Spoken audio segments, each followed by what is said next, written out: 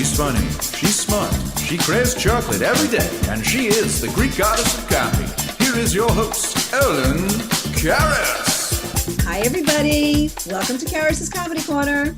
I am Ellen Karas, and yes, Zoom, that's the new norm. Hopefully someday it'll be the old norm and we'll go back to the new norm, which now would be the new norm would be in person, and then we can call this the old norm. But regardless, this is where we're at. But we're thankful. We're thankful that we didn't get this in this pandemic in 1960. So here we are. I'm very excited about our guest. I've been wanting to have her on for a while, but before we start, we always have to thank our sponsors. First sponsor is Baywalk Marketing. Go to their website, baywalk.net, for all of your advertising and marketing needs. They can help you with any kind of a flyer. They can help you with your social media. They are also experts in the Greek community to find out all of your Greek entertainment needs, and there will be Greek entertainment needs shortly. Go to the website, HollywoodGreeks.com, or to find out where there is a Hellenic festival near you, known as a Greek festival. And again, those are happening. Some of them are actually doing takeout. So go to the website, HellenicFestivals.org, to find out where at least you can take out the food. Also, our other sponsor is Select Flex. What is it? It's an orthotic. What's an orthotic? It's also called an insert, and you put it in your shoe. Why? Let me tell you why. Because you need it for your foot support, ankles, knees, hips, back, your entire alignment. And let me tell you what is the genius behind this product is there is a geometric beam in the arch where you can adjust the arch to firm, extra firm, and extra firm, depending on what your needs are. So if you are on your feet all day, if you do cardio, walk around, all different levels of activity, I'm telling you right now, this is the product for you. Go to their website, selectflex.com, selectflex.com. There's a 30-second video.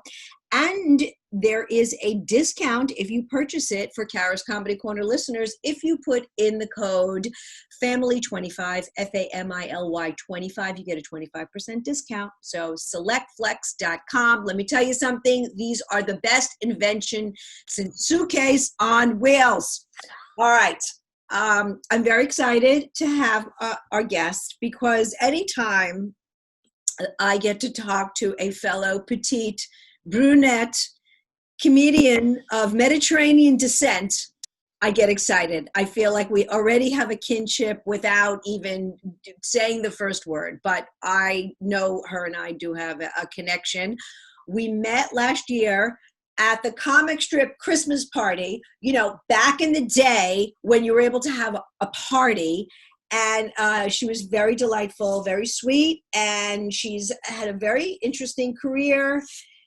And I love her voice and her whole cadence. And if you follow her on Instagram, she is hilarious with her cooking and her kids and all this. So without further ado, please give it up for my guest, Elise Deluche. Welcome. Hi, I'm so happy to be here, Ellen. Thank you. I'm so happy that you are here. You look great. You were saying you had allergic reaction. You had scallops last night. Yeah. Last night, I went out with my girlfriends. We went down to Tribeca to a great restaurant. It was inside a hotel. No, I'm not going to name the names. It's fabulous. Great crowd. And I had a scallop dish to die for. And then I come home and I have a whole outbreak of hives all over my face. You can't really tell on the Zoom. But, I had to take an antihistamine and, wash my face 1,000 times. So I'm a little itchy, but it's okay. But, it's like, of course, it's so 2020 to go out to a restaurant and then break out into hives, Right, because anything that can go wrong will go wrong. Now, were you ever allergic to scallops or seafood before? No. I eat everything. So this is just, of course, it was a freak thing. So I don't know. Okay. Well, you look great. I love it. You look adorable. You got your whole leopard thing going on. And you went downtown. How was downtown? Okay, we have it. You live on the Upper East Side? Yeah, so I live on the Upper East Side, and I actually live right around the corner from Mount Sinai. So, it was crazy in the beginning of this whole COVID business, but I haven't really left the neighborhood that much. I mean, I've been doing some spots in New Jersey, and my family's in New Jersey and Brooklyn, Staten Island, so I'll go there, but I haven't really gone out. So I went downtown to meet my girlfriends last night, and we just thought we'll get together and have a nice meal, and it was great. Like, it was really vibrant. So many people were out, and it's kind of like cute. It's kind of Parisian. Like, you're outside, you're eating, you live in La Dolce Vita. The only weird thing is you realize that you can't go in the restaurant except to use the bathroom, so like that's when it gets a little weird, but it was great. I mean, and I totally recommend, like, on Greenwich Street in Tribeca, all the restaurants are open. They all have gorgeous outdoor setups. It's fun, really fun. Now, let me ask you, I live on the Upper East Side, and I haven't left the neighborhood very much. I mean, I've gone obviously out of the city. I've sort of driven through there, but to get to New Jersey or somewhere, but I went on a subway once throughout this whole thing, which is just mind blowing for me because I am a huge subway taker, but they had the bus for free up until a couple of weeks ago, which I got to tell you something. I mean, I love the perk, but I wasn't quite sure what the purpose of it was. The free bus? Yeah. Oh, I love the bus. I'd rather be on the bus any day of the week than the subway. I mean, it's slower, but it's right. No, but I wouldn't go down. I wouldn't go all the way downtown on the bus. I would have taken the subway. But anyway, so they had the free bus. Again, I loved it. I didn't have to buy a Metro. I usually buy a monthly Metro card, so I saved $130 for however many months. But I only went on the subway once to go to Astoria to do a show at one of the drive-in shows that they're doing, outdoor comedy shows. So I haven't gone downtown, but I totally agree. So up on the Upper East Side, I've obviously gone out to dinner. And yesterday, it was my goddaughter's name day. So it's a Greek thing. Oh, I know all about it. I know. Right? Yeah. And Greeks, Italians are very similar. And we actually went to lunch, which I usually don't do a lunch in the middle of the afternoon, but we went to lunch. And it was so funny that you said that because when I came back and I told my husband, where do we go to? Via Quadrano. Oh, I have the receipt right here. Oh, I know it. Quadrano, right? Yeah. Quadrano, which is right on 74th Street. And I said, it felt very European. Last year we went to Portugal. So I was like, it was that, kind of had like that feeling. So it's funny you said that because that's sort of the feeling that I experience as well. However, I personally will not eat in the bus lane. I don't eat in the street. So if I can't get a table on the sidewalk or like in front of the restaurant or something, I won't do it. That's me. But I have not gone downtown, and I was a little apprehensive because, as you know, Soho was destroyed, the looting, the whole disgust, and I'm appalled by it. The whole thing is gross. And the fact that that those crimes for some reason aren't punishable, but they can't open up comedy clubs. Okay. Oh, it's horrific. I mean, all of us were going crazy. Yeah. I can loot Chanel on Fifth Avenue and walk out with pocketbooks. I can set a cop car on fire, but we can't open up the comic strip. Like, you know what? We need some doctors and medical professionals to go into the media and to talk about the benefits of laughter and entertainment. And this is an essential need. This is a basic need. Life, according to Elise, is that should be open.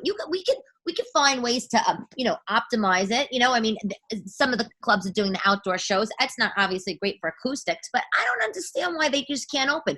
They could put the tables away. You could put them far apart. They could charge. They don't have to charge tickets. They could charge per table. You could put the comic in a fishbowl. We don't care. I think it's essential.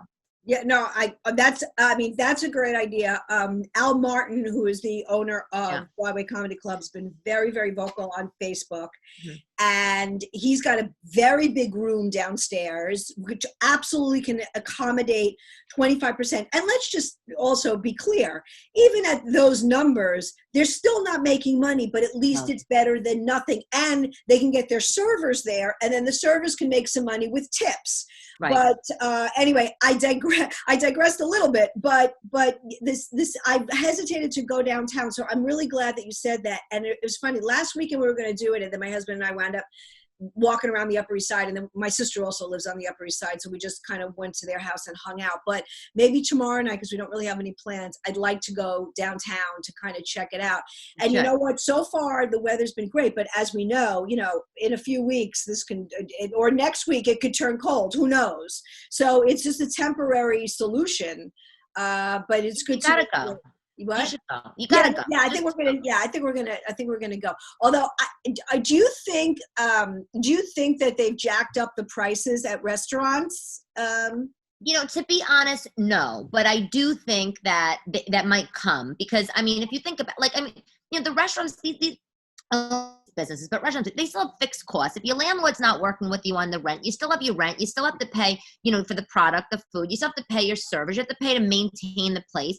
And I mean, so where else are they going to pass they're going to pass it off to the customer? I mean, I haven't seen anything raised yet, but I'm also not the best at this because I've been maybe the sick one I've been on. My boyfriend's like, oh, you were quarantined. And I'm like, what are we? I'm like, everything. So I haven't really been out that much. I am going to try to go out some more because I know once November comes, you're over. You're done. Yeah, I know. God, we all pray. And, there's businesses that we know are not going to come back. And, I love that I'm getting to talk to you since we both live in the neighborhood. Yeah. And, the Upper East Side, I say this, it's almost like the Upper West Side, all these neighborhoods. New York is a very special place, and we really do have neighborhoods, and they're almost like their own little towns. I can at least speak for the Upper East Side and the Upper West Side, because I had lived on the Upper West Side for years, and they become your own little towns, and you go to your place, and your shoe place, and your coffee place, and the supermarkets, and and some of these businesses have been there for 50, 60, 70 years. They've been family businesses. So your church, your school, and you really become part of the community, even if you're not obviously talking to everybody, but you do tend to walk on the street and see people that you know. And no, I know. When you're in your neighborhood. So when I walk up Lexington Avenue, which has a ton of retail, or Madison, it's like, and then restaurants on First and Second that we loved and have been there for a long time. And when you see those signs that say to our dear customers, after 45 years of being here, we're sorry. I mean, it just you're just bawling. It's so sad. So anyway, I'm glad you had a good experience. I'm going to try to make it down there. So where exactly did you grow up? I was born in Brooklyn, in Bay Ridge, Brooklyn, and then I grew up in Staten Island on the South Shore. So like the Annandale area, Annandale, Woodrow sort of area. And then I moved into the city, right after I graduated college, and I've been here for 18 or so years. And, and this is my home. My mother's family's from Brooklyn. My mother's family's Italian from Brooklyn. My father's family's Italian from Manhattan. So it's like, this is just where I grew up, I mean, so I New Yorker forever. Right. Well, Bay Ridge is very Italian and Greek. Well, I mean, it used to be, not as much anymore, but we have actually two big Greek churches and a big Greek school in Bay Ridge. Yep. That's the other thing. I love Brooklyn. My father's family is from Brooklyn, so we're half the Brooklyn Greeks. And although I'm not discounting other ethnicities, of course, but some of the landscape has changed. So, and again, it's always about food for me. So me too. I love an Italian bakery, an Italian restaurant, and some have stayed, some haven't. And there's the hipster doofus coffee shop has replaced the diner, and that breaks my heart. There was a big diner called King's Diner by King's Plaza over there, and it's so anyway. I love Brooklyn, but it kind of saddens me that some of it. I'm not saying things shouldn't be cleaned up and it should all be gritty. I'm for safe and good. It's the nostalgia. It's the nostalgia. Like I used to go to this nightclub. It used to be called Pastels in Bay Ridge. Then it changed to Legacy. And after, it had all disco music and it was just so fun. And after that, we would all go to this diner called the Vegas Diner. right on 86th Street on the corner. And you have all cast of characters there at 1 in the morning. You know, everything, everybody walked out of Central Casting. They were in the Vegas diner. And it was amazing. You know, it closed down. And then, you know, the bakeries closed down. And the diner, to your point, the diner's like, I love the diner. I'm a diner girl. It's just smorgasbord for everybody. You can get anything you want at the diner. And the Greek food's always usually great, so that's my go-to. It's like an omelet or a spanakopita. And the diners are closing down. And it's depressing. And the stores that are open are expensive. Like, where are people getting the money from? I mean, I have a corporate job, like, you know, but, you know, I don't like just We're having general $9 on a coffee. We're having a little bit of a technical issue. So is your internet service okay? I don't know why you're like, feels like it's free. You're freezing a little bit. Are you? Yeah, no, maybe. I'm good. You good? All right. I don't know what's happening. I don't know if it's me. Hang on 1 second. Let's see if I can move this router here. Oh my God. See, this is why I like. Let's see if this works. This is why I like in person. I know. We have an extender outside, so I'm hoping that'll do it. Yes, diner, you can get anything you want at any time you want. Yes. You know, a filet mignon at 3 in the morning and a chocolate, you know, like a black and white shake is that club that you said you went to, that wasn't 2001 Odyssey, was it? Or was that another? No. It was pastels and I think like the 80s and the 90s. And then it was Legacy. And then it turned to something else. And I don't remember, but it was like on 87th and like 4th Avenue, like on the side street. And it was so fun. Just like a real Brooklyn fun club. And they don't exist anymore either, by the way. There's nowhere to go dance at all, anywhere. Right. You know, that's so funny you mention it. I'm like an old disco queen. I love disco music. Me too. It's the best music ever. Mm-hmm. I can't stand the music now, most of it, 95% of it. And there is a place, I think they opened up when the musical Donna Summer opened up, which ultimately didn't, lasted, 7 months. I happen to know that personally. And so they decided to do like a retro night, but they've kind of kept it. So it's somewhere in the theater district, but of course, obviously they've had to close. So I follow them on Instagram and they put on it's called Retro New York, Retro NYC. And they always put all these like retro clips from like American Bandstand or Soul Train or like all the good music. And they keep saying, as soon as we're able to open up, we're going to open up. I mean, these people are dying, there's like, and things like that, like dancing and, what are we going to do? I mean, this is ridiculous. This is absurd. And I can't wait till it's over. And I really feel, I mean, we'll just talk about it this second. I feel that this virus will die. I will die out. I really don't think we're going to have a second wave. And by the way, I should be right. You should want me to be right, but I feel it. Of course I wanted you to be right. I feel it for some reason. I don't know why. I just do. And I think between therapeutics and meds, and then, the vaccine will come around, but not everybody's going to want to take it. So, and then those that want, just like not everybody takes the flu shot, not everybody takes the pneumonia shot and the shingle shot and all that other kind of stuff. It's going to be the same thing. But anyway, I can't wait till we can go back to some normalcy, because this is, especially, I think, I don't want to say nobody else, but, as New Yorkers, I feel like we're special, but, we live in close quarters. I mean, we live, certainly if you went in Manhattan too, in Staten Island, you can live in a house, but we live mostly in apartments or townhouses, and we ride mass transit, and we are, walk every place. I mean, I think it's been really, really hard on us. More in particular, as opposed to like, you're out in Port Washington and you go out on your deck. I mean, there's not, unless you have a terrace. No, and I have no terrace. Right. So anyway, I'm so like looking forward to that. But so you've got a very interesting career. So you said you had a TV show. And by the way, did I read in your bio, you went to St. John's, and then you went to, did you go to Harvard and U of Penn? Yeah, so I went to St. John's University for my undergrad, and then I did executive education. I've had executive education degree from Harvard Business School and from Wharton. Okay. That's So it was I had a funny trajectory into comedy. You know, of course, my mother's like, "What are you doing with your life? Like you have the degrees, like you have a job. What are you doing? You're just going on stage." And you know what? There's nothing like it. So it's like, you know, she doesn't get it. That's fine.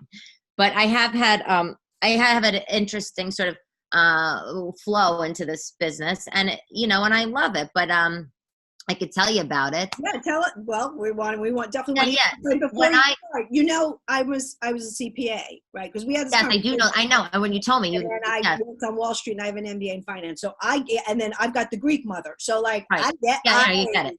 Totally. Right, like, did your mother ever stop? Like, did she ever stop? Like, one day did she say, you know what, I'm going to accept this for you? No, Yeah. never. No. The grass is always greener. You're just like your father. You're never happy. You have a good job. No. Yeah. My grandmother is turning 90 in a couple of days. She just told me last weekend, you're an embarrassment to this family. I was just like, you know why? You're so miserable.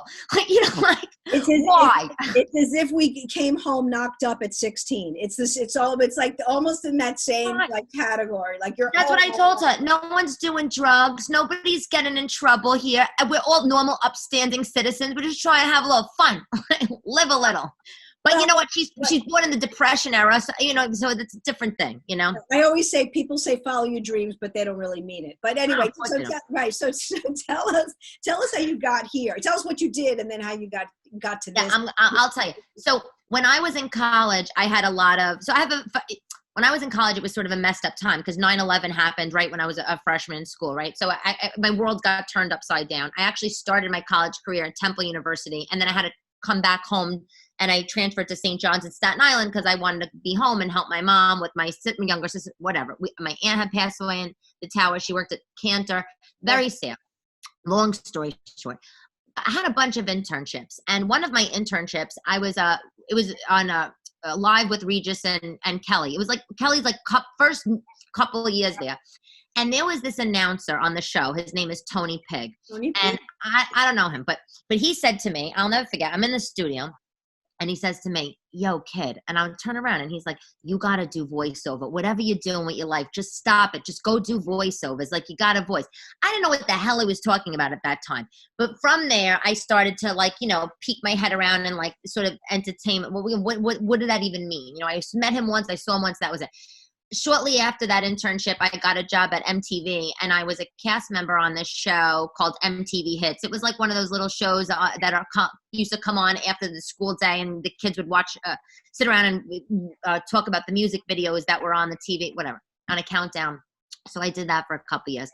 And then when it was time for me to graduate for college, I just went right into the work world. I was a journalism major, and I had sort of 2 job offers. One was more on the creative writing side, and one was on the business side. And, the business side job, you're like, we'll pay you $2,000 more. I was like, sold, I'll take it. I called my mother, Mom, I'm rich. So it's like, there I was. I got my first job, and I wound up working in publishing and media on the business side. And then that was it. And then that was just sort of my career. And it wasn't until, and I worked at Condé Nast, I worked at Time Out. I worked at a bunch of companies. I founded a couple of companies. And I became a digital executive in the media world. And then what happened? Let me see how I made that transition. Oh, I know what it was. So I haven't told the story in a while. So I got married, right? I was married. I have a couple kids. Now I'm on the Upper East Side and I'm working. And my husband and my ex-husband and I, our marriage, it was falling through the cracks, and it was hard. And by the way, he's British. So you can imagine what that life was like. I mean, like me from Staten Island and Brooklyn, and him from Wales, like it was ridiculous. So anyway, so he's a lovely guy. So we having problems, and I was working really long hours, and my 2 daughters were babies at the time, and they're 17 months apart, and life was hard. And he said to me, you know what, Elise, I think you should go get a hobby. And I said, a hobby? What does that mean? My hobby is working and taking care of the kids and cooking. Like, what do you mean get a hobby? I don't even know what you're talking about. Long story short, I wound up taking some improv classes. I was taking improv classes at the Pitt and then at UCB. And at the same time, I was doing a lot of speaking engagements with my job, in media. And I was on a panel one day, and a woman had pulled me off after the panel, said, I want to talk to you. She goes, I do commercial VO, and I think you should do commercial voiceovers because you have an interesting voice. Now it's funny because this is coming back to me, 15 years later, whatever, and I'm doing the improv on the side. So from there, I wound up taking voiceover lessons. And when I was, and my voiceover teacher at the time, Marla Curbin, she's fabulous, on West 10th Street. She's a voiceover veteran. And so she's very good friends with Jane Lynch, who, Jane Lynch from Glee and Best in Show. So I met Jane Lynch one of these days in one of my lessons, and James was like, you doing improv. I did improv and I do VO. Oh my God. And she was really, and she did a little stand up here and there. And then she mentioned the word stand up. And then I was back in my improv class maybe a week later, and my teacher said, Elyse, I think you should try stand up. Like, you talk a lot, you don't shut up. Like, and I did it. So one night, like maybe a few months after that, my husband and I were having a fight, and it was late at night. And I just said, you know what, I'm going to go out. I need a break from this. I'm tired of you. Like, I'm just going out. And I went down to the improv theater. I went down to the pit. It was like I knew they had an open mic. It was a Wednesday night. I knew they had a late night open mic in the attic, and it's a pathetic room, and third floor. It's like, 6 by 6. And I went there like a bat out of hell to get out away from, the husband. And I went to the pit, and I did this open mic, and I loved it. And then from there, I just was doing stand up, any mics I could do, any spots anybody gave me, I did it. I didn't really know what I was doing. I took a few classes here and there, and now here I am, and it's been amazing. So I still work like a 9-to-5 job. I have to, because I'm divorced. I have 2 children, and I have bills to pay in that. And right now the entertainment world isn't paying the bills, but I love it. I just love it. And I feel that, like, in the corporate world, like, we put on this mask, like a facade, and you just have to blend in. And, even when I was working, at a very large company down in Wall Street, I took my ex-husband's last name because it was a British last name, because you can't walk in there and be Elyse Francesca DeLucci from Staten Island. Like, I had to put on a Brooks Brothers blazer and take somebody's last name and put on a pair of pearls.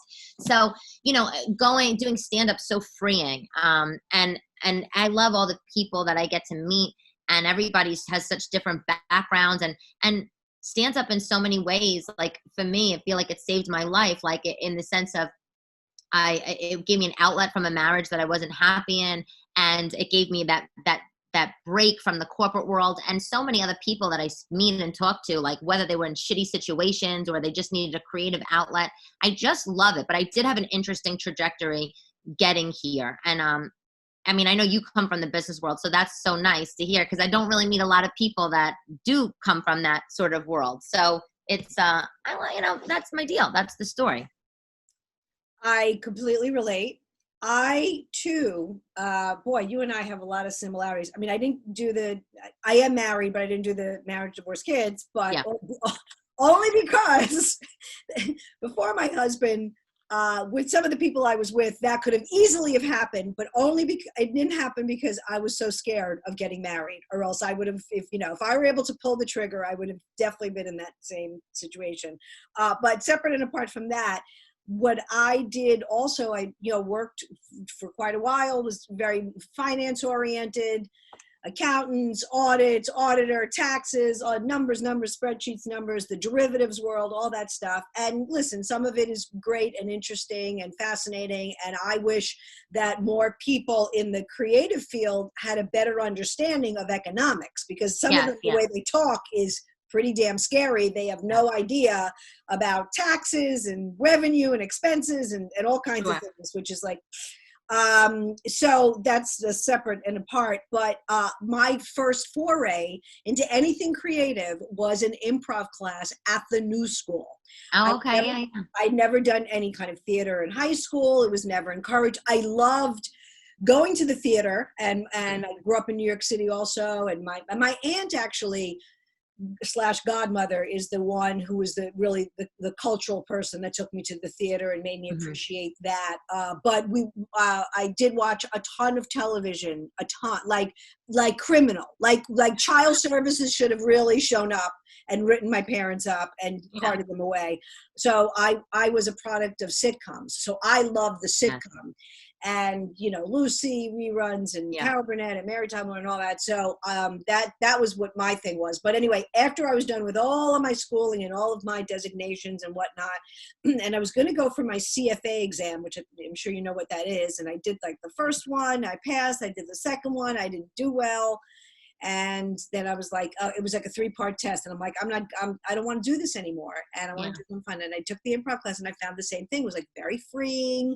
I was able to express myself. I didn't have to watch my P's and Q's. It would, the outfit. I mean, although I know business dress has definitely mellowed a lot since I remember when I started, it was, if you're wearing pants, it was sort of like the pantsuit type of thing, or pants with a blazer. But yeah, it was the same thing. It was like very stodgy. People were very intense about reports and spreadsheets. And I was just like, could somebody crack a joke? Something, say something for the love of God. I know. I think I'm just, if anybody has sleep apnea, they should come to this meeting, or sleep issues, I should say. So anyway, I get that.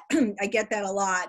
And it's a rough road. And for you, I mean, you had 2 little kids at home. So that was, I don't even know how'd you do that?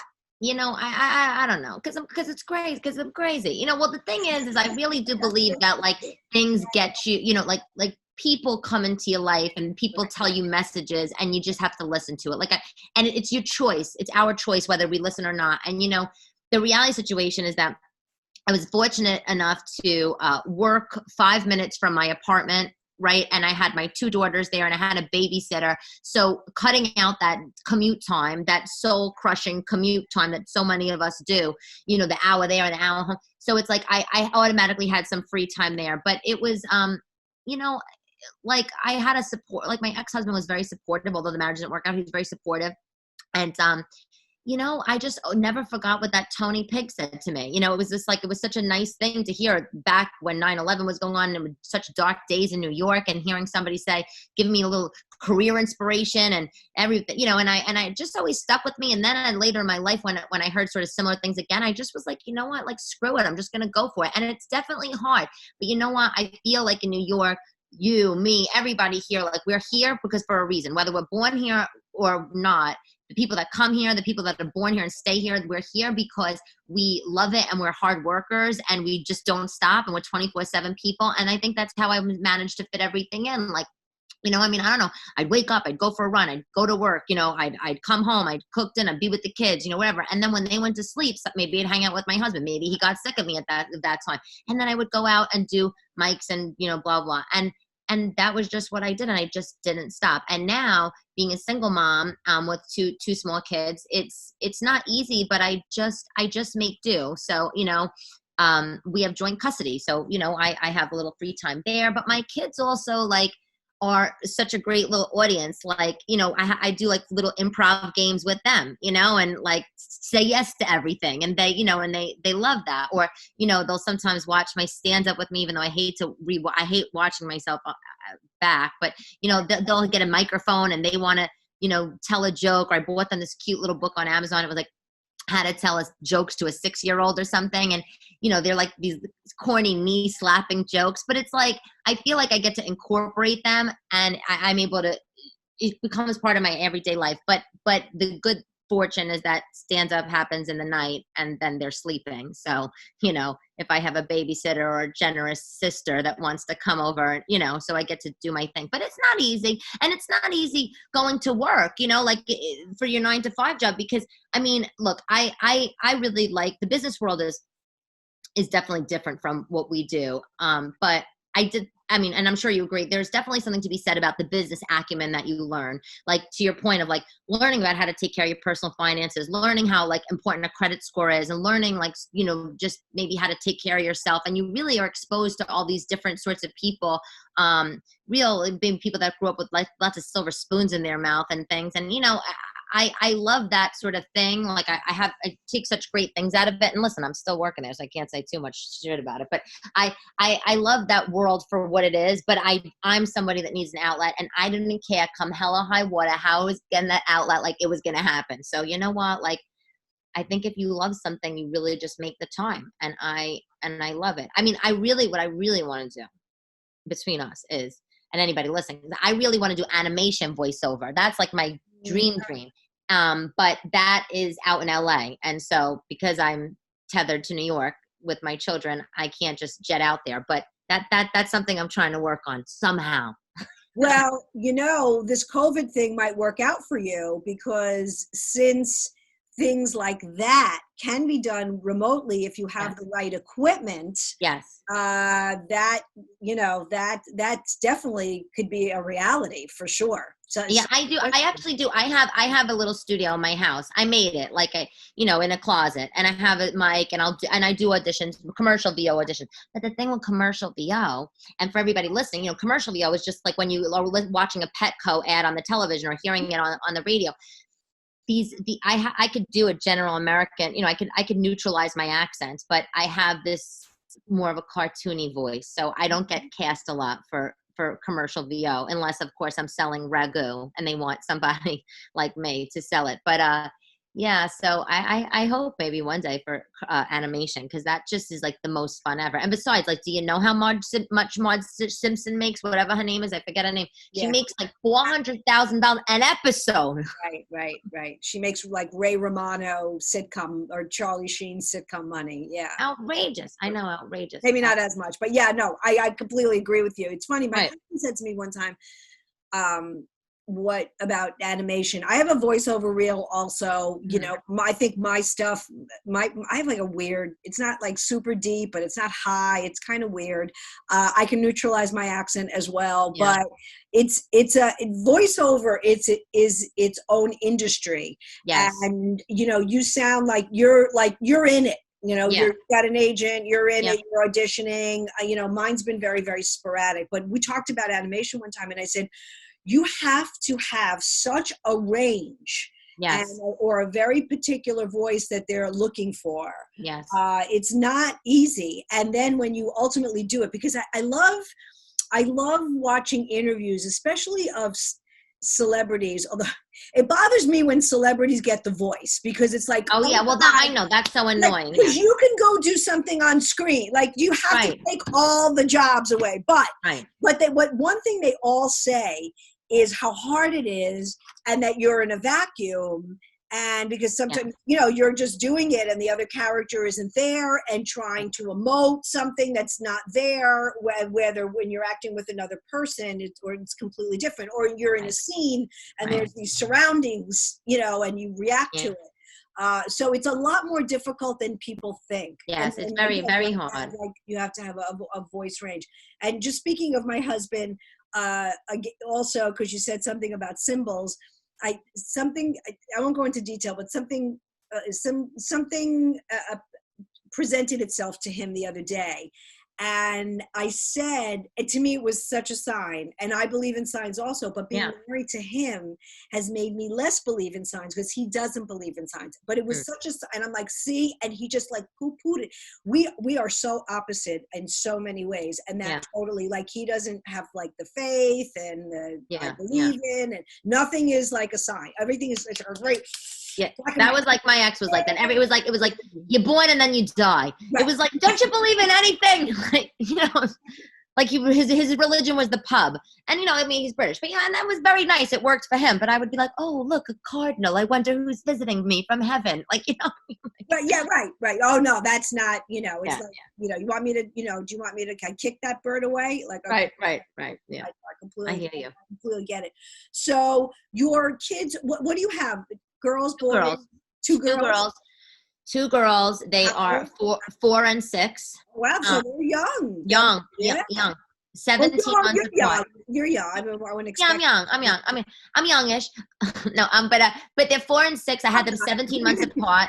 I was just like, if I was gonna have, I always wanted to have a big family. I mean, like, you're Greek. Like, I always wanted to have a big family, and I don't know, I mean, living in Manhattan is so expensive. And I mean, where's your kid going to sleep? In the bathtub? I mean, like, how do you even afford to have kids here? It's insane.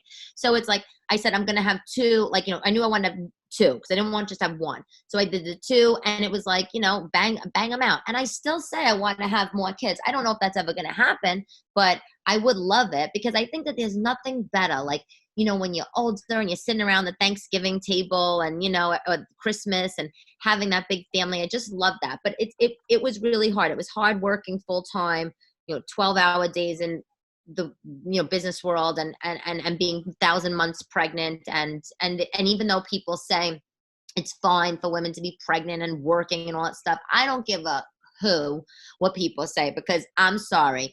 People are still discriminate against you if you're pregnant in the work world. It just is what it is. So it was not an easy, but I'm so happy that I have them, and they're wonderful. I mean, they're cute. And they have little British accents, which is ridiculous if you could believe that. Get out. That's hilarious. I know.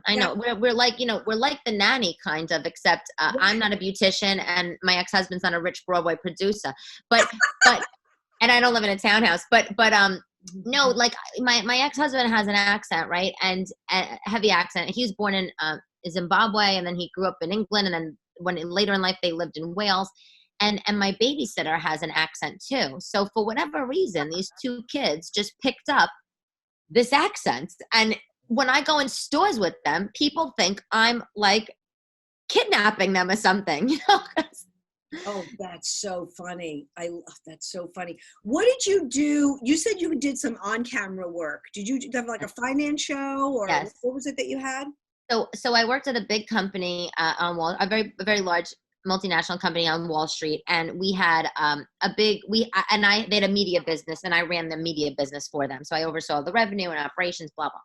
And we had a studio in another building in New York, and it was a broadcast studio, and we would broadcast out lots of different shows and stuff for linear television. And we needed content for our media business, for the media. It was a website and newsletters and blah blah. And so I said to someone, I could just host a show, like I have experience, and blah blah.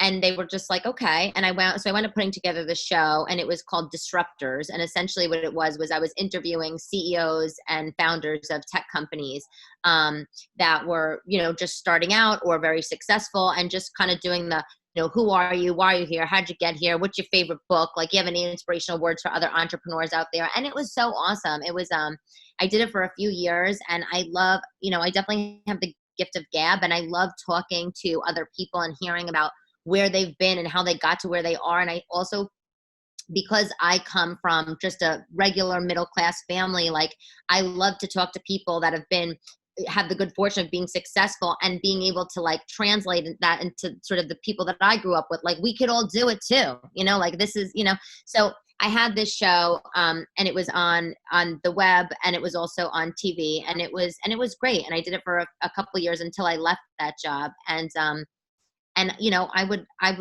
always would love to go back to that. I don't know. I'm not in that finance tech beat, but definitely a talk showy sort of thing. I just, I love it. It was so fun. Where on TV was it exactly? It was on a couple of financial, I don't want to say without saying the name of the company, but it was on a couple of finance channels. And, unfortunately, when I left that job, I worked there for a bunch of years, and it wasn't the cleanest of breaks. So, I like to just keep it. Do you have any reels of your Yes. time with them? But you don't want to put it up because of... I did have it up for a bit, but to be honest, again, like, when I was working in that environment, and even today, I mean, I still go by my ex-husband's last name because it's just easier. So I could use it in terms of getting me in places if I wanted to, go down that road, but I don't. I mean, I have it if anybody wanted to see it. Got it. Okay, got it. Yeah, no, because I went to your website and I didn't see Yeah, no, I don't have it on there. I remember that we had that conversation. Yeah. So tell us, how are you coping uh, as a stand-up, what are you doing creatively to keep those juices going? Yeah, well, it's not freaking easy. I mean, so in the beginning, I said I'm a big home cook, and I used to have like a few cooking websites a bunch of years ago, and I started in the very beginning this whole thing. I think in like April, I was like, oh, I'm going to film a cooking show out of my kitchen. So I did start doing like a little cooking things here and there, and I was doing it like for social media, and with the thought of doing it for Instagram, but I wasn't cutting it down to 60-second clips. I was doing like 5-8 minutes, and that really is too lengthy of content, for an outlet like Instagram. It just wasn't working, and it was a lot of work on my end, setting this whole shit up with the ring light and fucking things hanging from my dishwasher. I just can't. It was ridiculous. So I stopped that.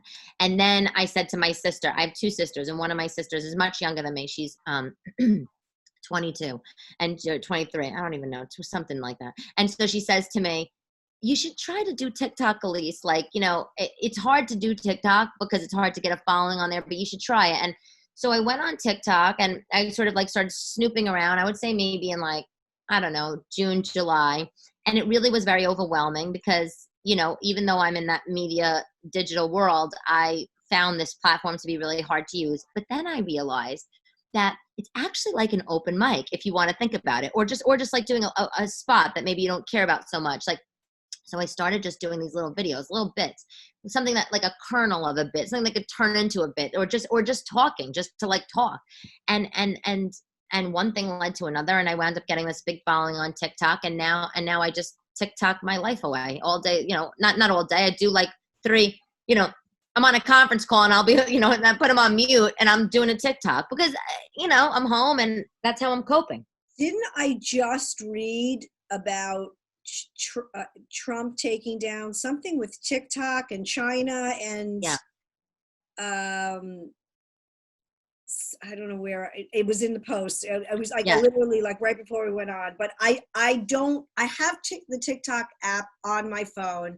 My teenage nieces, of course, implore me to get on it. Yes. It's like another fucking thing that I know. You know what I mean? It's just like, I want to go out and do my thing. And I realize none of us can do that. Right. I don't mind doing like a little video, posting it up, blah, blah, but it's just, like I said, it's sort of like another thing. And I feel like, I'm still trying to build up Instagram followers, Twitter followers. And so now I got to start from another thing from scratch. And it's, well, you know what? Let me tell you from my putting my work hat on.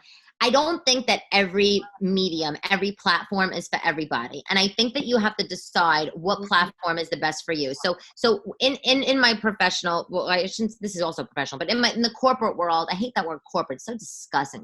But in the corporate world, I do a lot of public speaking, right? And I go to a lot of conferences all around the world, and I speak about various things in digital. And like one of the things I talk about, we talk about a lot of platform stuff. And like, I think that like as a comic or an actor, for example, if you have like those one-liner, like Rodney Dangerfield sort of things, then Twitter's probably awesome for you. Like Twitter's probably great. And maybe even like a quick like Instagram video. But for me, Twitter's not good, for example. So I'm not on Twitter because I just feel like I'm a circus over here. So it's like, I don't have one-liners to just put on. I don't have 180 words to put on, and that's it. Like, so for me, I do Instagram, and I feed that out. I pump it out onto like a Facebook page, but I don't really use Facebook that often. And TikTok has been really nice. I'm going to send you some people to follow on TikTok, and they're funny. You should just like watch them. It's a lot of dancing. It's a lot of like craziness like that. Right. But I did those with my nieces. We did like the dances, couple TikTok dances. Yeah. But it's like the best way I could describe TikTok. It's like a modern day variety show. Like. Back in the day, you'd watch one of these variety shows, on Channel 9 or whatever. And this is what TikTok is like. It's a little weird because it's these like quick snippets of stuff. But for me, it's great because I just talk about something, whatever I want to talk about. Like this morning, I was talking about birthday Botox. Like it's my birthday like soon. And I feel like I want to have some birthday Botox. And it was just, and just why, and being at the plastic surgeon, 15-second thing. And like what wound up happening was all these girls, these women come out of the woodwork, and now they started following me, and they started commenting, and I have like real friends. Like it's so ridiculous. So when you're a mom, like you're a mother, you're busy all the time, and you don't have time for your friends, you don't have time for social life.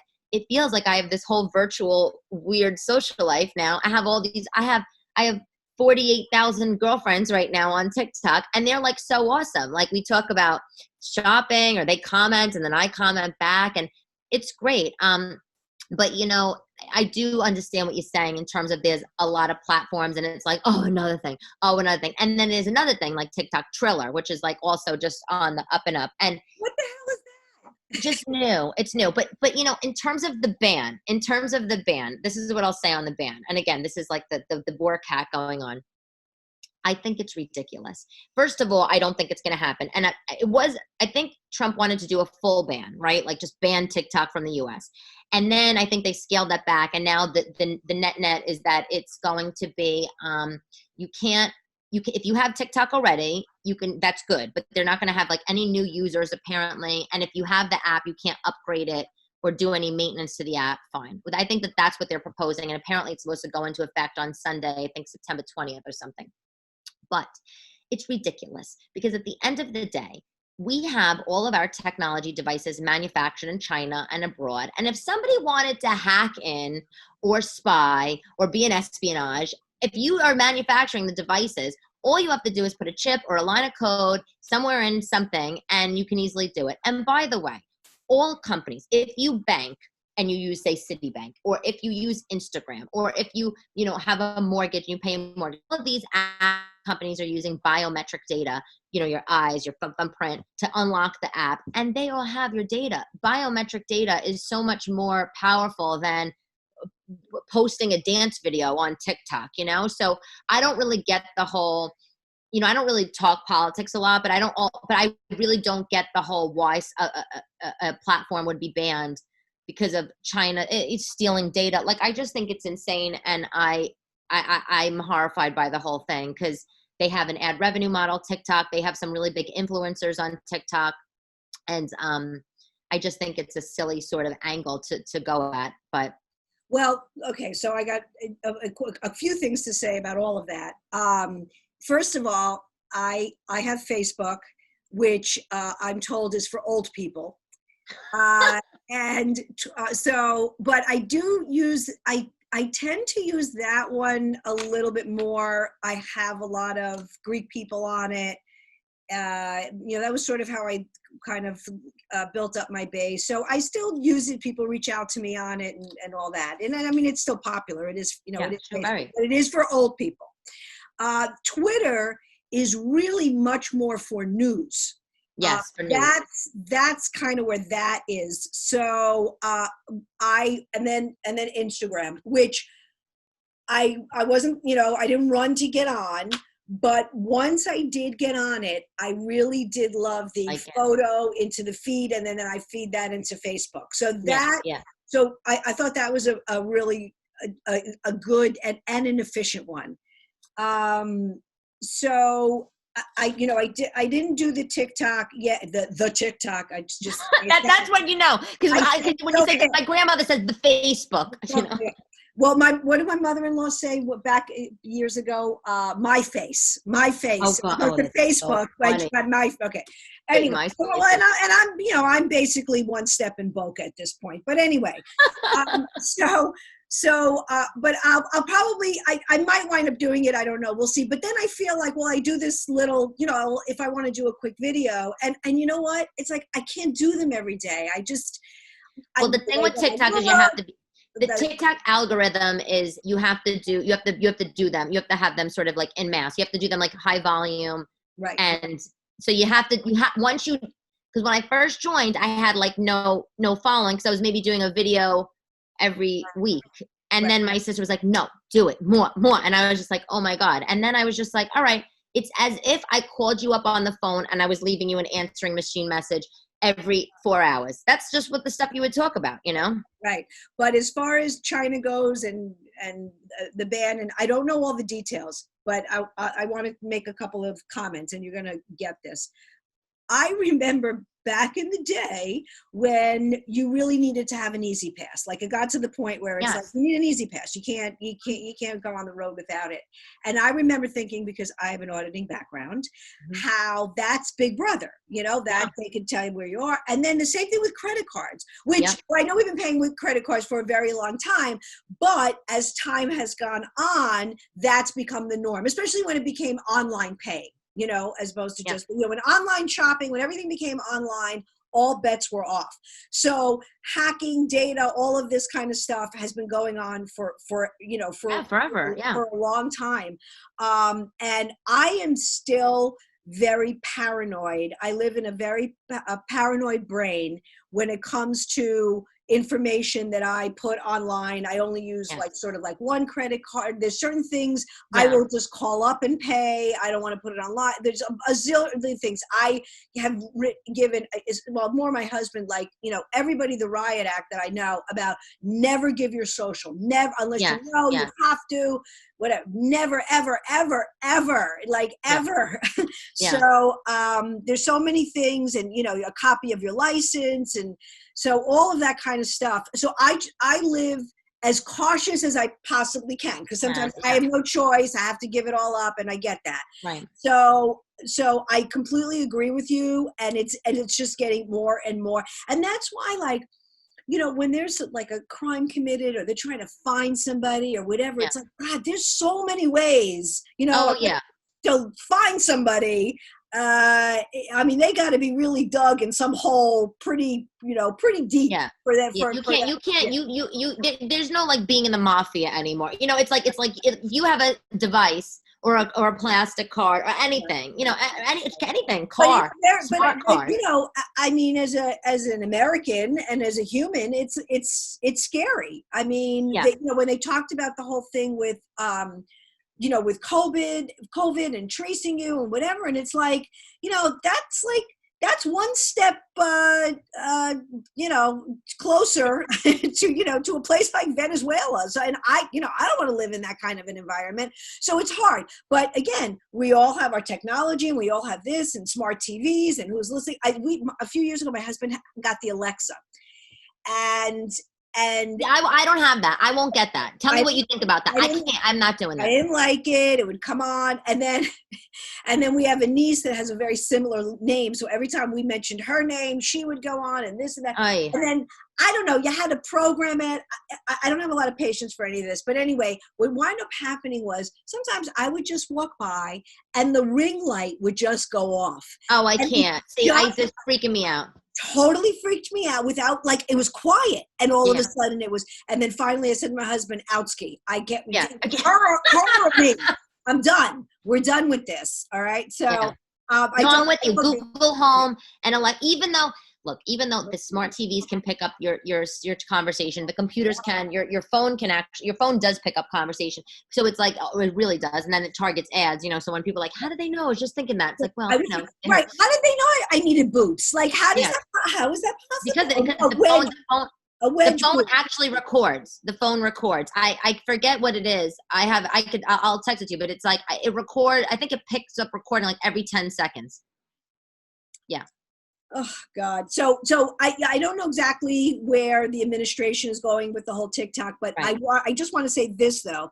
The stealing of intellectual property with China has been a huge problem for a very, very long time. So maybe this is a start. I'm not defending No, I understand. But that is an issue, and that was way before Trump came in. So and I think anytime you use a platform,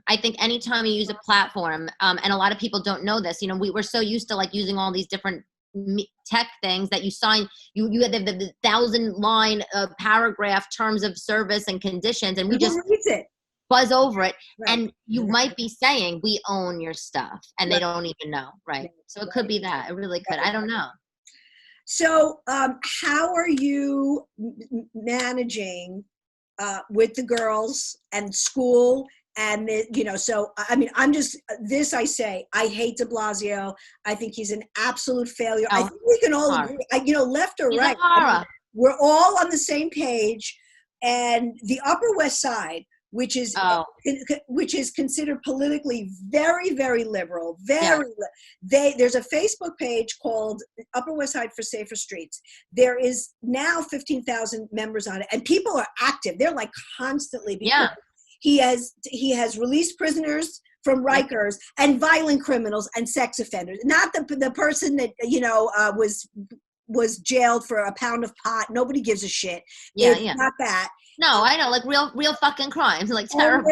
And they're violent, and they need care and meds and whatever. And this guy doesn't give a shit. Meanwhile, he's the biggest pothead. We all know that, right? We all know that de Blasio is stoned from the minute he gets up to the minute that he goes to sleep. He's been an absolute catastrophe with the Board of Education. They had, since end of March, when they released the kids from going in class, they had the entire summer, okay, to get this straightened out, and he keeps postponing it. Meanwhile, and I know some other districts, of course, everybody has their issues, but I have a sister in Jersey, we've got our friends, my cousins in Island, Westchester, whatever. There is some kind of a plan, and the kids have assimilated, have gone back to school. They've done a rotation where they've done them in groups and whatever. This is a catastrophe. Yeah. And he's to blame, and I empathize with the teachers. And listen, there's always the bunch of people that are not on the up and up, and maybe there's some teachers that feel like, what, I'll just stay home. They like the remote thing. I don't have to go in. They want to take advantage. I don't think that's the majority. There's some that are older. There's some that have, even if you're young, you might have a pre-existing condition. We don't know what everybody's health is. I mean, to sit there and go, well, if you're over 65, it's bad. How do you know? There's people that I know that are over 65 that look fantastic. They don't have any issues. And then people that I know that are 35 and they've got serious issues. So like all that age thing is like, that's not quite the right way to analyze this. It's depending on everybody's individual health. Yes. With that said, now currently the mayor this week decided that they weren't ready again. So now we're going into October 1st. So how are you dealing with all this? 4 and 6. I mean, it's a horror. I mean, look, it's a horror. It's a horror. At the end of the day, what I keep saying to my family and friends is, like, if you are in public office, you obviously have a responsibility for the health of the city and the safety of the city and all public areas and the schools, of course. But you also have a responsibility to the people. You have to take responsibility for the people's lives, the taxpayers, like all of us taxpayers that are living in the city.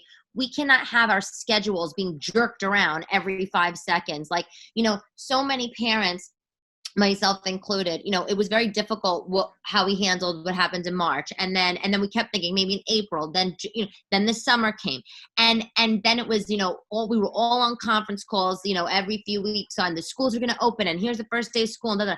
And then it was like the little whispers, maybe you shouldn't buy a backpack this year. Maybe you should ease up on going to Staples and buying the supplies, whatever. And so the net was really that there was going to be something happening in terms of that the start of school. Are we going to be fully remote for a year or whatever? And so, yes, to your point, they started virtual this week. We were supposed to go back Monday, September 21st, the children in New York City Public Elementary and New York City Public Schools. And now they pushed it till September 28th or 29th, whatever it is. And it's just so hard. It's just so hard because, someone like myself, I mean, it's all great to do stand-up and work and raise kids and try to cook and have a freezer full of home-cooked meal, but like to know that your children's school is just horrible. So where my children go to school, we are not fancy people, despite me having gold wall sconces around in my apartment. We're very, very regular people. And my children go to New York City Public Schools, and the cadence of their classes is, 1 day in class a week, and then the next week it's 2 days, and then the next week it's 1, and so on and so forth. So to know that my children are only going to be socializing with kids 1 day a week, is really hard. But to now also push out the school date is just really bad. I do feel slightly fortunate though, because I have the 2 kids close in age, so they're like best friends. But if you have a child that is an only child. I mean, they are really regressing probably from a socialization standpoint, especially if you live in Manhattan, because a lot of people in Manhattan are very fortunate and they do have second homes, and they're jetting off to their homes in the Hamptons. And so that one kid of the family that has the one kid that's living in the building across the way, this poor kid has not even kids to play with, even if he wanted to. So there's so many implications for the kids. All I could say is that it's hard. And I feel that, like, depending on your personality and how you deal with adversity is how you're handling this. For me, when things get really tough, I just put my head down. I just push through. I just like grin and bear it and do whatever I can do until I could open up my eyes, and then the light of day is there again. And that's really what I'm doing and my ex-husband are doing. And, you know, we work great, you know, with the kids together, and that's it. We, you know, as a mom, I try to do really educational crafts with them, and we do cooking things, and we make things in the kitchen, and we're like the Italian and British Martha Stewart family around here. And it's just as like, you got to do whatever you got to do, like, just to keep these kids sane and normal. And it's not easy, but the school stuff, I'm just it's so outrageous. It's sad, but you can't fight it. You just got to go with the current.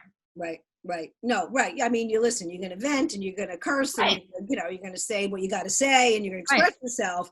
But at the end of the day, you have to just work with it. And, you know, most people, especially working parents, are on a schedule. Yes. And their house runs a certain way. That's how they get through it. I mean, you need structure. And this is completely like, you know, maybe yes, maybe no, one day yes, maybe no, for working parents, for people that, you know, you have, at least you have your ex-husband, some don't. Mothers or single fathers, you know, it might just be them.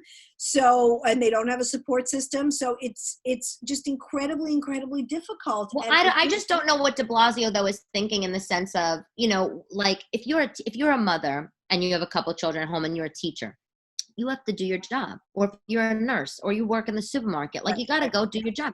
Right. What the hell are you going to do who's going to watch your kids? I mean, it really comes down to, do I put food on the table and a roof over my head, or do I watch my kids and stay home and we go broke? I mean, like, it's really, really bad. And there's such a shortage of childcare right now because everybody needs it. Right. So I hear the word on the street is like families are grouping together and sharing babysitters and whatnot. Right. You know what? I'm so exhausted. To your point, yes, kids, they need structure. Adults need structure. I mean, God, like, I don't know. I just don't know. My mother told me, I think it was in World War II or World War I, she was telling me stories about how the children had it bad then, and she was kind of relaying it to this time. I don't know. I'm just so goddamn sick of it. I'm just dealing with it. There's no other option. And then it's each age has its own challenges. So for your 4-year-old, I mean, to get them to sit in front of a computer, I mean, it's completely, that's like, how do you teach the young kids? And then there's, you know, sort of like that, you know, they're not babies, they're in the 3rd, 4th, 5th grade. I mean, these are crucial times. Yeah, it really is. All the kids that didn't get to, you know, graduate or are seniors in high school. What do you do? Because a lot of the colleges, they're doing remote also. So like, what's that all going to be about? I have one niece, now they're both just one started high school, but one has been in high school. Behaviorally, she's a pain in the ass. Yeah. And she thinks she knows it all, and she's gotten in trouble, and I don't care calling her out. You know, she's really, I love her, but she's, sure. You know, this is what happens when you don't use the wooden spoon. That's you're right. That's exactly what happened. Okay. But anyway, yes, you're right. I'm out my ass. All right. Yeah. So anyway, whatever. It's funny. I was just with her yesterday, and again, I love her. I mean, she's of course very close. But I, if she was my kid, I would have beat the shit out of her already. Right. But anyway, so she's the type where she loves the remote, and when she was here, she sleeps over sometimes. Like I said, really close. By the way, I'm the good sister. You said like your sister. Yeah. I'm the good sister. That's nice. Everybody needs a good sister. I'm also one of 3. Also, I'm the good one. So those other 2 are paid in the ass. So she like, I'll never forget when she was here in the spring, and she took my computer, she logs on, she's in my bed, right? Because my husband like has got his office in the guest room. Yeah. She's in the bed, and she rolled over and she went to sleep. So, because all she had to do was log on. And then log she went back up, she woke up at whatever, 1:30. So now she said, though, that they have to do more live, like, interaction. But it was like, but why didn't they do that back then? I mean, they both, because they're old enough too, they were like, it was so disorganized. Now, the other one, who's the good one, she's very diligent. And she was very frustrated. And now, actually, my sister's really concerned because she's had tutors and stuff like that. It's interesting. Sometimes the kids that struggle the most, those are the hard workers, where the ones that are so smart and it comes easy, sometimes they're the problem because they feel like they're not challenged. But anyway, and my sister's concerned because she needs that. Like a lot of most kids, a lot of kids, they need that. They need that interaction, even if they're a good student. That remote is not gonna fly. So, I remember my sister talking about the New York City schools in particular, and that they didn't have good ventilation, and that's what they were worried about and stuff. But I don't know. But a lot of people live in old apartments that don't have good ventilation. So I think that was a bullshit excuse. Like the thing is like if you're able to go eat in restaurants now, right? Like you're able to eat in a restaurant a couple of days. Why can't they go to school? Like, it's so insane to me, but I think you hit the nail on the head. In the summer, they had a lot of time to do things, and I don't think that they were done. And for me and my kids, like I'm very lucky. I've always been really creative and crafty. So since my daughters were babies, like 6 months, I was finger painting with them, and I was doing all these things. I'm gonna make it thing. And what happened was they became very focused and they were able to entertain themselves and immerse themselves in little crafts and projects. And so this remote stuff has been really difficult, but the benefit for my personal situation is that my kids are able to sit still in one place, fortunately, and they're able to, pay attention to the little classes that they have. And then we'll go to Central Park and we kick around the ball, or I'm, saving the little plastic bears that the honey comes in, and we're making sand art, or we're doing whatever, we're just doing things. And I'm lucky. And you know what? But by the way, we had to go buy these kids 2 computers because I don't know. I have a work computer. I have a personal computer. My ex has his computers at his apartment, and it's like, now we need other computers. Cause like, even though they could use ours, I don't want their stuff on my machine and what they have to save and PDF. So we had to go buy them like 2 Chromebooks, of course, the cheapest of the cheap that we can get. But it was just, it's like, it's really like this thing. And by the way, when you live in Manhattan, like I don't have an office. Like I don't have a desk. You know what I'm saying? Like I have 2 bedrooms, mine and theirs. Like that's it, So it's that's the whole crazy part of it for me. But I think that things are gonna get back to normal soon. I don't know what I'm gonna do about the vaccine. I know you mentioned that earlier. Like I don't even know if I want to take that because, I'm still a little scared of any ramifications. And everything's crazy. The world's crazy. You know what? A few weeks ago, Russia announced they had the vaccine, and I have there's the people that are like, I'm not going out until it comes, and everybody's in their own little camp. And my friend Millie's like, well, wouldn't you take the vaccine made in Russia? I'm like, I wouldn't take the vaccine if it was made in Queens. Like, right. I'm not doing, but that's my choice. I'm not. I don't put anything down. So we'll see. I don't know. It's feeling very weird. It's been weird, but it's feeling more weird. It feels very political. Yes. Call me crazy, but it feels very political. Everybody's using it as a weapon and this and that. And it'll be interesting to see what happens after the election. But you know what? Regardless of whatever side that you're on, you shouldn't want people to get sick. Health and safety is one of the things that we're supposed to do. And as far as again, I'm not defending, but President Trump allowed the governors to do what they needed to do because he felt everything should be on a local level because they know their states better than others. I know that there's controversy. He should have stepped in for this and that and this and that. But anyway, be that as it may, the mayor does have a responsibility, and the governor, they do have a responsibility, whether the president had whatever his suggestions were.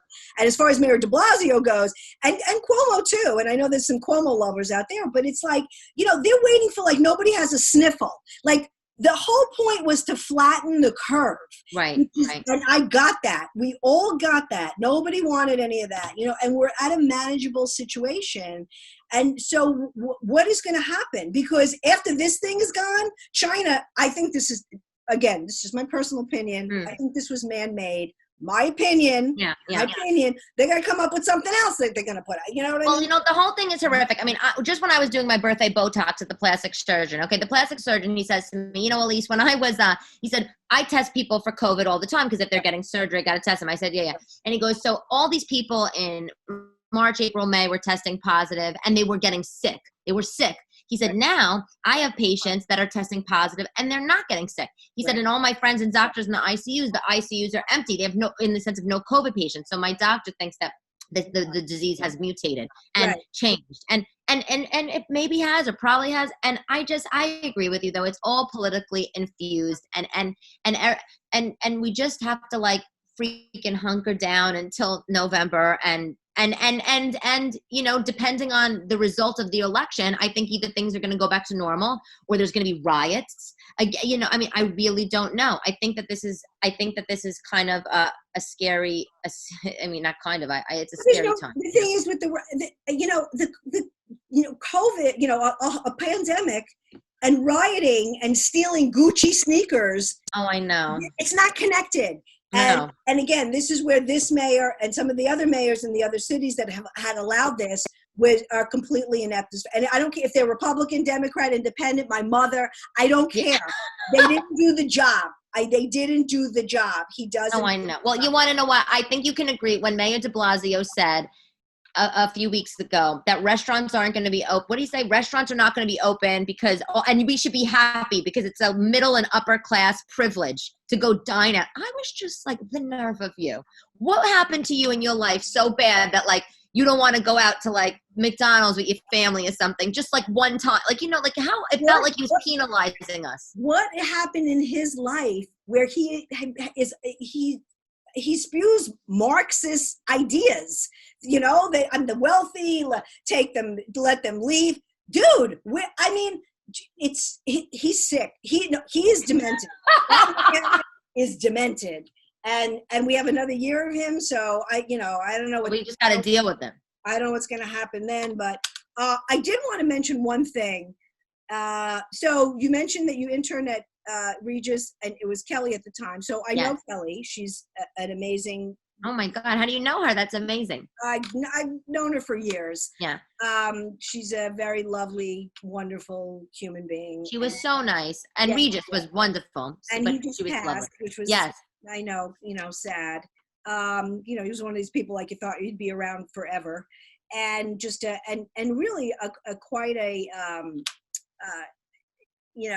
he really left his mark in the talk show world and really in show business. Like that was a guy that really loved show business. Yes. But anyway, talk about Tony Pigg. Because I watched the show, and so Tony retired this year sometime. Oh, did he? Oh, wow.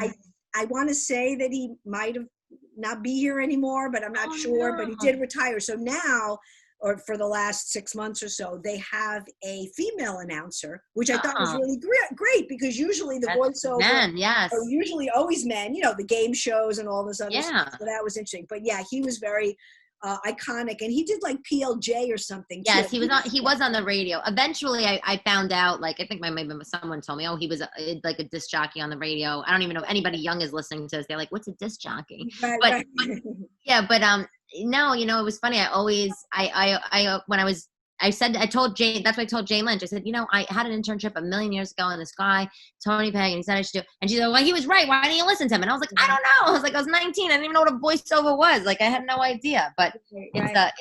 So give us all of your social media so we can follow you, your cooking shows, the whole bit. Yes. So I don't have tons, but you can follow me on Instagram at Elyse DeLucci, ElyseDelucci, or you can follow me on TikTok. also at Elyse DeLucci, or you could go to EliseDeLucci.com. I don't post that many shows right now. I used to post pre-COVID, post a little calendar every month of what I'm doing and where I am. I just finished up I had a few spots in the Fifth Borough Comedy Festival out in Staten Island. That was really fun. And hopefully I'll be out and about soon. But you could check me out on Instagram, or you can watch me and my daily musings on TikTok, which is always fun. I'm going to have to sign up. No, you're definitely signing up. You definitely yeah, I know. I got to do it before the band. I got to before Sunday. I can't believe we just said that out in the open. I know. I was going, you said Annandale that you're from, right? April, it was April, whatever that first Thursday was in April, 3rd or something, 4th, 5th. I was supposed to do a comedy show for the first time at the Annandale Diner restaurant. It's Annandale, but let me tell you something. Annandale, right. Delicious. It's owned by Greeks. Yeah. No, I went out there, I met them, and then we were going to do it in the space next door. So I have to tell you something. When we do, I'm going to have you come. Oh yeah, let me come. Yeah. And let me tell you something. First of all, on the show, come. Yes, I want to do the show, but let me just tell you about the diner. Woodrow Diner opened up in Staten Island 1,000 years ago, and then it was so successful they opened Annandale Diner. The food is so good. I mean, one time I was sitting there, and the owner, he brought over a little plate of Greek meatballs just to try, and it's a place that touches my heart. So the fact that you're doing a show there, really, and I could be there as well, excites me. Oh my God, we had it all set up. I had the Eventbrite, and and I think it was going to be the kind of thing where a lot of his customers were going to come at the last minute and whatever. But as you would think people would be purchasing tickets, that was the time where it was like, oh my God, well, we're going to shut down, and then it just, anyway. But when we do it, I want to have you on. So thank you so much for doing this. I know you are like super busy, a million things, kids, cooking, work, jogging, all of that. So thank you. And thank you. This was so fun. This was really great. I really enjoyed it. And I am Ellen Karas. You can follow me on Twitter and Instagram at Greek Chick Comic, or Facebook if you're old like me, Ellen Karas, Greek Goddess of Comedy. And at some point I'll have TikTok, and that'll be Ellen Karas. And my website, ellenkaras.com. You find this show and all the other podcasts that I've done for the past 6 seasons, which is years when I talk about seasons. And we've had great guests, and Elise now we've just added to the list. So thank you very much, everybody. Be well. Till next time. Bye. Thanks. Bye. I know my voice, right? I know. When I audition, I tell them I'm like a discounted Gina Gershon. I'm an affordable Marissa Tomei. There's not a big sell for that, okay? But seriously, this is my real voice. Can you believe this? It's like if Fran Drescher had a baby with Fran Drescher. Who he is married. Actually, you want to know what? I'm divorced, okay? My ex-husband, he's British, right? And everybody thinks when you marry a Brit, you marry like a Hugh Grant or a Pierce Brosnan. No. I got like Mr. Bean. Mr. Bean meets Professor Dumbledore.